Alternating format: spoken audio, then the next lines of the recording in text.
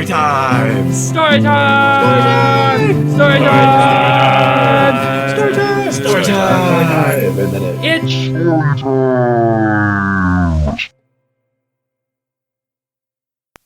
Hello, folks. My name is Timmy Vilgiate. I'm really happy that you guys could join us today. Today, we are going to be having stories about relationships. We're going to bring you 3 new stories. 2 of them are lies. 1 of them is true, as the name of the show implies. 2 lies and 1 truth. 2 of the stories this week were written by Christopher Fox. One of those stories will be read by myself, Timothy Vilgiate. The other will be read by Jareth, Spirio, Michelle Pearl, and myself. And the last story in the lineup was written and recorded by Jareth Spirio. Jareth is the recent recipient of the Best of Colorado Springs Actor Award Gold. We're super happy to have him on the show. And meanwhile, Christopher Fox and myself actually met during a play that Michelle directed that was entitled By Death's Watch. And so we're absolutely thrilled that she joined us this week to lend her vocal talents. She contributed on an old radio show I did as well called Sunrise. This week we have some albums from when I was in high school. And that's kind of a subtle hint that we do need people to submit music. I hope that you enjoy these. This comes from the Pen Saga and also my old album Letters from Cliff Letters, which was only recently made available to the public. So I hope that you enjoy that, folks. Please stay tuned. And if you want to submit music, just go onto our Facebook.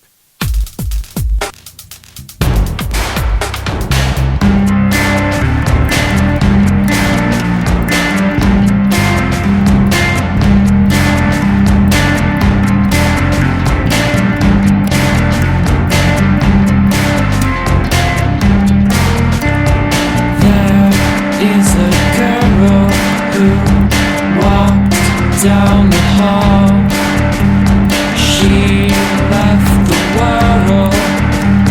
She held a ladder, but she doesn't own a pen. No, she doesn't own a pen. She doesn't own a pen.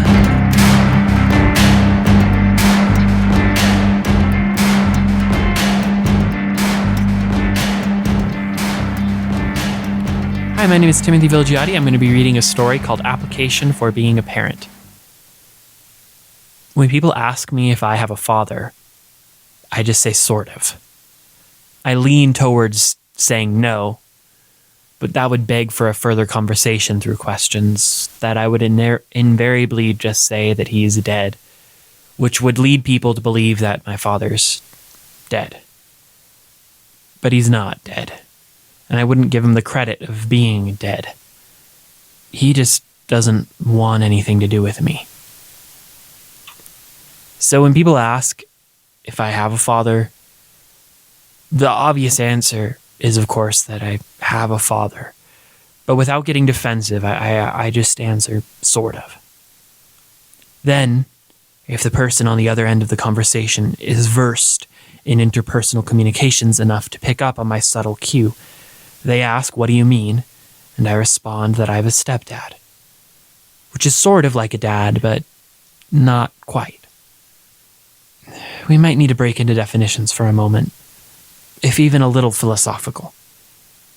So, a man and a woman produce a child.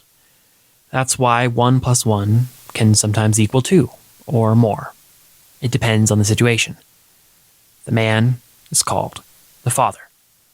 Whether he is a willing or unwilling sperm donor is not a part of our current considerations, but let's start to think outside the box.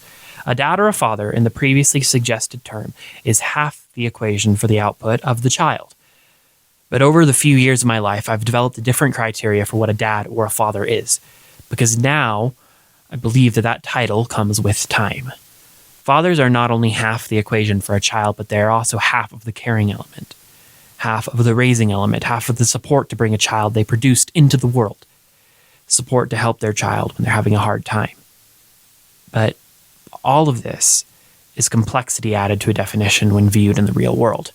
To add further complexity, there are things that I don't believe add into the definition of what it means to be a father. I don't believe that emotionally harming your child through name-calling fits into this definition. I also don't believe that physical harm works in there either. I actually think that those items remove the definition from the individual, that they put on a new title, a title that's not dad or father, something born out of love, but rather something born out of hate, like a piece of shit. But all of that just adds complexity to a definition. I mean, it works though. Did you know that a lot of physics only works in a vacuum? Other factors ruin the outcome of equations. It's like people who deserve to have kids can't for some reason or another, and people who don't deserve to have kids do. Some factors ruin the outcome of equations. I think math should have worked for my dad how math is supposed to work in a vacuum, without context, that 1 + 1 = 2. I believe it should have worked out. I believe it should not have worked out how math occasionally works in the real world, that 1 + 1 = 3. I do like how math works in other cases, just not mine. I mean, take, for example, a seed. By itself, a seed or one has the possibility to be a tree or a plant that then produces other seeds. That one can actually equal 1,000,000. It's self-sufficient. I mean, that's obviously taking away complexity from the situation, but it adds context, because in a human sense, there is choice that's also involved. Choice, action, and consequence. Choice should entail the acceptance of consequence, but it doesn't always mean a person is equipped or ready to be able to handle the consequence. I got told I was a dumbass so many times that I believed it. I had the choice to believe it, but that's when that's all you hear, that's all you believe. And then because I believed it, I got beat so many times with the paddle until he realized it didn't motivate me. I was in gifted programs and asked to skip grades all the way through elementary school, but being told you're a dumbass and getting beat has pretty negative effects. Negative effects like starting to use drugs in middle school. Getting beat doesn't help, just adds fear and other murky emotions to the equation. I obviously had choice with drugs, but I came into the all too familiar fight or flight response that humans are known for. I chose to flee from a situation I couldn't flee from until I could. Until college and I haven't fared well. Drugs just let me temporarily disappear. College let me do it for real. I do have a stepdad, but he came onto the scene too late to make a difference for myself. He has always been there in a way that an unwilling individual can be there. He had choice when marrying my mom, but I was just an unfortunate package that came along with her. He has overfit my criteria for what it means to be a father, or sort of, and that's why I answer the question I get sometimes as a sort of. But I sort of have a dad, because my real dad has a new family. Facebook gives me updates. The kids in the photos look like they actually have a father. They look happy. I guess because I was such a great test subject for all the shit not to do. Facebook keeps me updated on those occasions that I want to know, but otherwise I don't bother. I've spoken about it with my brother, and we've come to the conclusion that he's moved on. Wanted to forget everything from who he was and move on, and that includes us. So I'm letting him. I can't say that he's dead, because that's not true, and I don't like to lie. I just have to say sort of. Because I have a stepdad, and I don't have a counter for the time since I've spoken to him. It just wouldn't last long and wouldn't be worth keeping. It'd reset every few hours to days. The counter for my real dad is measured in years and still counting. I'm waiting for it to hit a decade, then I'll probably stop keeping track. Because what would it be worth now? To hear how disappointed he is in how I grew up? It's what happens occasionally when left on your own.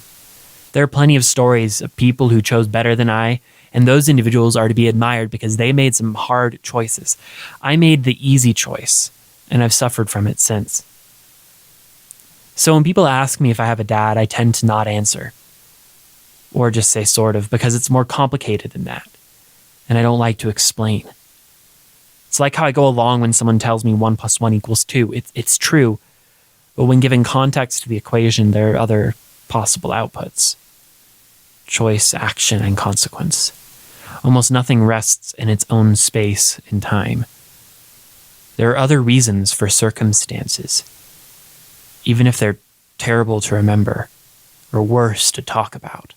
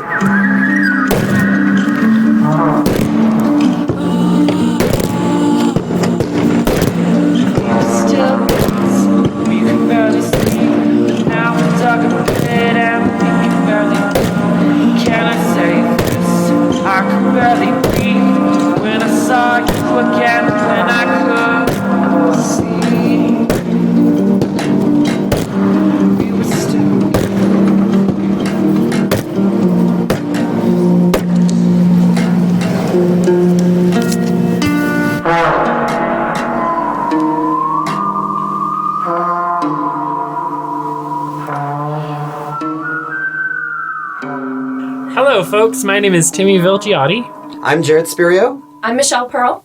and we're going to be reading a story by Christopher Fox entitled Origin Story. So, there's this girl. So there's this boy. And we met each other. Well, I get that, but how did you two meet? She found me, really. No, he found me. Well, maybe I found him because he was already there. Where? We'll get there. Yeah, I guess we really found each other. It's funny how life works. So I have this job, and the job isn't important. Well, it's sort of important, but just to know that I have it. What I do isn't important. The job is there to pay bills, so I guess the job is important, but that's where I met her. So you two met at your job? Kind of. Starting from the beginning. I really needed a job, but where do you start? I started with rejection until I got one. It was email after email. We're sorry, you don't fit our qualifications or experience. Over and over until I got something. And it's funny how life works out. Sort of how it needs to. It always does. I mean, life, it works out. But I don't understand how that fits into the story. It does. It's great. Just wait. So I got this job. Kind of low end, start on a ladder that goes nowhere. I knew it. Everyone there knew it. But for whatever reason, my boss, this guy, didn't know it. He tried too hard for getting paid too little. I really love my work. I guess the job is important. It's really important, but nobody else thinks that it's important, so I try to play that it isn't important, but it's really important. The job isn't important. I wish that everyone else there thought it was important. Like this girl, you know? Just try a bit harder. And make it all easier. I just wish he'd let up a bit. You know, lighten up, crack some jokes, but I guess be careful what you wish for. So you two met at work? Sort of. Well, I mean, you've been talking about this job, so I thought that... Well, yeah, we did meet there, but there's more. You'll love it. You will, just wait. So he's this try-hard, do-good boss, and I'm this lovable worker. She isn't a good worker. But I am lovable. And one day, we just got into it. I had to confront her about not working and always being on her phone. Girls gotta have a social life. Not at work. Social life doesn't have a pause button. Things happen throughout the day, you know. Important things. Like pictures of cats. Susie's cats are adorable. Oh, they are pretty cute cats. Have you seen them? No, I... Here. Aren't they just the cutest? Oh. Okay, they're cute. They're cute cats. But I still don't understand how you guys started to date. It's funny, really. Yeah, you'll love it. So he's yelling at me in his try-good way. You need to be more responsible. You need to be more respectful. It took everything not to laugh at him because I did need the job. She just stared off like she wasn't listening, so I needed a different approach. One day I said, "Look, I'm sorry. I really like this job. It pays all my bills, and I need you to start picking up your share. What can I do to motivate you to try harder?" I asked for a raise, but he said that wasn't possible. So I jokingly asked for dinner. So she asked me to take her to dinner. Girls gotta eat. I didn't see how that would motivate her, and it seemed like more of a joke, but I agreed because maybe I could figure her out. and motivate her through some sort of information gleaned at the dinner. So that's how you two started to date. Well, no. I mean, yeah, but there's more. You'll love it. You will. I couldn't believe he said yes to dinner, but since he did, I had to go. I figured I'd get a free meal and figure this dude out more. Ask him why he cared so much about this freaking job, but we didn't talk about work at all. Just each other. It was... Weird. The whole night was weird. Yeah, it was. We talked just like friends when I sort of hated her. I mean, she made everything way more difficult than it needed to be. Was always on her phone, never helping anyone out, but we couldn't let her go, so I had to figure out a way to motivate her. And I really detested him. But there we were, having dinner together. So that's how you two started to date, because of that dinner. Oh no, that's the best part. It didn't happen then. That was weird. It started at work, actually. Okay, so you two started to date because of the job. Well, yeah. I mean, I told you it was important, but not really important, but it was sort of a crucial part of the story because it's how we met. The dinner was how we started to get to know each other, but what happened after that was where the magic happened. It really was. So after the dinner, what happened? Well, I didn't find out anything that I wanted to know, just other things about her. And it was nice, in a strange sort of way, but it didn't help the fact that she still didn't care about the job. Things were weird after that. We just sort of joked here and there. I still thought the job was lame. But one thing led to another, and yeah, now we are here. So how long ago was the dinner? About 2 weeks ago? Yeah. Is that... Yeah, about 2 weeks ago. Okay, so you two just met. Yeah, but wow, it has been a magical 2 weeks, let me tell you. It was weird for a few days, but then boom! I don't even know, it's magic or something. Yeah, magic. Like, these past 2 weeks have just been... Magical. Yeah. Something I never thought was possible. Especially with the try-hard boss, but they're the best part of the story. Oh, yeah, so I have to call her in my office for a discussion about her cell phone usage, and then I take that No. Please, that's all right. I'm actually just gonna go grab something to drink. Did you guys want anything? We're all right, thanks. He was nice. He was. And I do love telling that story. Me too. And when we're telling it, we're just so in sync, so in touch. You were great. No, you were great.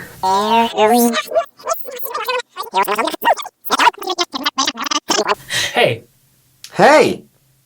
some guy told me that you two have a really good couple story. I love to hear couple stories. Well, this one is special. Yeah? Well, let's hear it.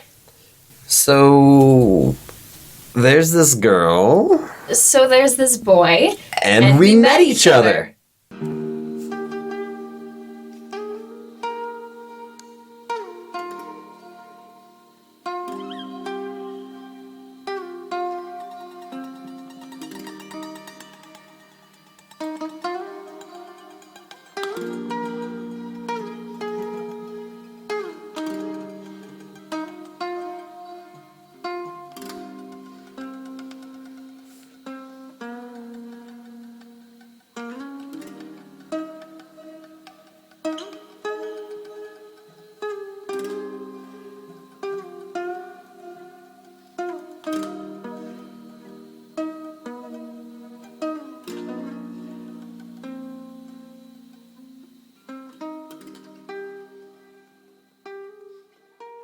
Hello, my name is Jareth Spirio. I'm going to be reading a story called Wisconsin. Love. Love is a four-letter word used to describe an infinite amount of emotion. It encompasses such a vast amount of perception, definition, and vagueness, so much so that its ambiguity of limits has left every poet and artist flustered for centuries. They say love is broken. Love is beautiful, love is pain, love is life. For me, they say that love works in mysterious ways, and by mysterious ways, I mean not at all. Really, I'm like 99% sure that my experiences with love were the core inspiration for several sitcom episodes. For instance, I used to dance with this girl. Let's call her Hawkins, like Sadie Hawkins. Hawkins and I used to dance together roughly 5 times a week. Twice for class, once because we were hired as choreographers together for a show, and twice because we felt like it and enjoyed it. Soon, as sickening as this cliche sounds, dancing turned into so much more. Soon dancing in the studio turned into 3 a.m. IHOP runs. Dancing in the studio turned into rainy days spent practicing lifts as the water rushed over us like we were in a wannabe Nicholas Sparks film. Dancing turned into stolen kisses, long walks, summer drunken fire pits which usually included drunken attempts at acro lifts next to open flame. Things heated up enough to where our futures began to intertwine in our imagination. Auditions together, moving to dream locations to live, travel, etc. One night, she decides her and her girlfriends need a night out at the club. Absolutely nothing wrong with that. She kisses me goodbye for the night, and the last thing she tells me is, I cannot wait to keep this going. She kisses me goodbye for the night, and the last thing she tells me is I cannot wait for this to keep going. I think I've fallen, and I know that just like every dance flip and lift, you'll catch me. And then she leaves. If I wasn't the one in the moment, I would have most likely rolled my eyes and thrown up in my mouth a little, but since I was hooked pretty firmly by both my dick and my heart, I thought it was beautiful. Sounds gross and peachy, right? Like a movie Ryan Gosling and Rachel McAdams would star in together. But here's where things start to turn into Friends that had a love child with Seinfeld and MTV-ish. So she goes to the club, and I didn't hear from her for 2 days. I'm not a clingy person, but she would text or call me every day since she was kind of clingy for like 5 months, so I got used to it. I didn't try to contact her, because again, I'm not clingy, other than a good morning and good night text, to which I never got responses. Started to get a little nervous until she invites me over to her house for a barbecue fire pit party. I feel better and I instantly start to head over. When I get there, I get red flag number 1.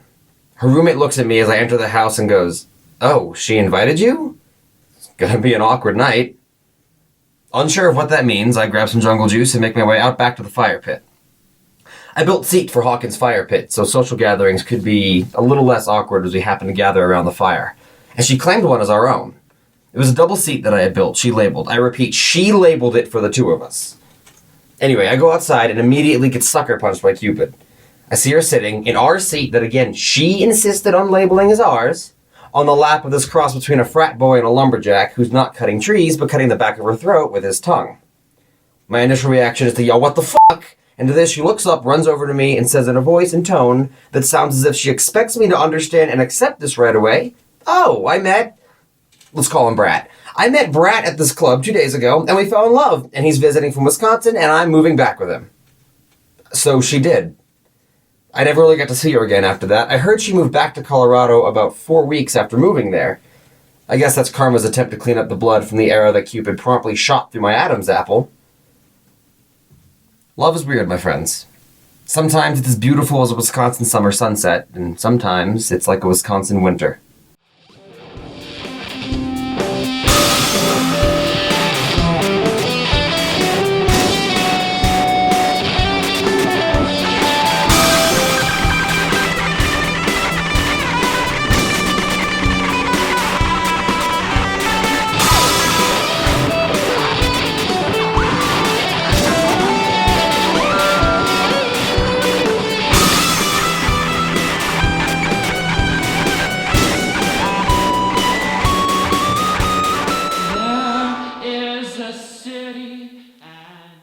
Well, thank you very much for listening today, folks. We really do appreciate it. If you'd like to write for us, upcoming show themes are going to be disasters, then work, adventure, the unexpected, the ocean, and the big finale, which will tie together season 1. It's been a very educational ride so far producing this podcast, and we here at Two Lies and One Truth sincerely thank all of our listeners and supporters. As I said at the beginning of the show, if you'd like to submit music, please go onto our Facebook or our website, twoliesandonetruth.com, or just Two Lies and One Truth on Facebook. This last song to play us out will be Miracle Revisited, which is, in its way, a sort of macabre, melodramatic, angsty love story from my high school days. So hopefully you all enjoy getting to hear that old relic from my past. This is the text.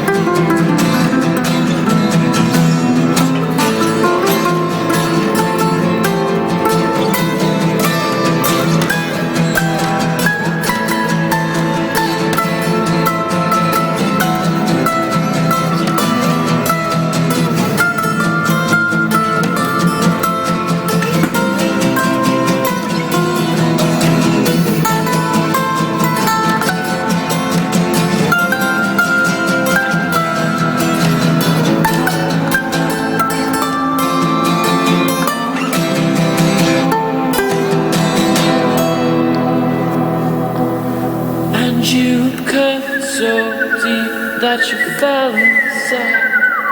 I reached, but you got lost in your mind. Erased your face with the cutting knife. Drawn in 17.